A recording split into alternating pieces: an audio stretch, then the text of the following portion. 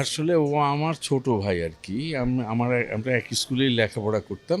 আমার বাড়ি রাজশাহী, ওর বাড়ি রাজশাহী। আমরা নদীর পাড়ের মানুষ আর কি, পদ্মা নদীর ধারে আমরা বড় হয়েছি। তো আমি তো নাটক লেখি, নাটক পরিচালনা করি। আমার বেশ কিছু নাটকও করেছে।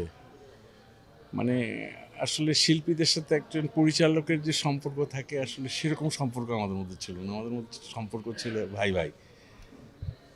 ও খুব সাধারণ ছিল আর কি, সিম্পল। ওইটাই আমাকে খুব টানতো। আরেকটা ব্যাপার, খুবই আমি মনে মনে ওর প্রতি একটা শ্রদ্ধা, ভালো লাগা কাজ করতো। সেটা করতো হচ্ছে যে সব শিল্পী শিল্পী তো না, কিন্তু ও শিল্পী তো ছিল। ও ভালো কবিতা পড়তে পারতো, আবৃত্তি করতে পারতো, অনুশীলন করতো।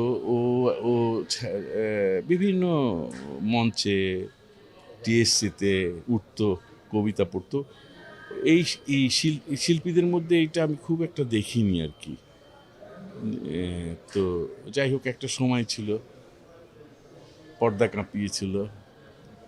তারপরে আস্তে আস্তে আস্তে আস্তে ওর ওই যে রেডিওর সাথে ওর একটা সংযোগ ছিল, কারণ ওর বাবা ছিলেন রেডিওর আর কি।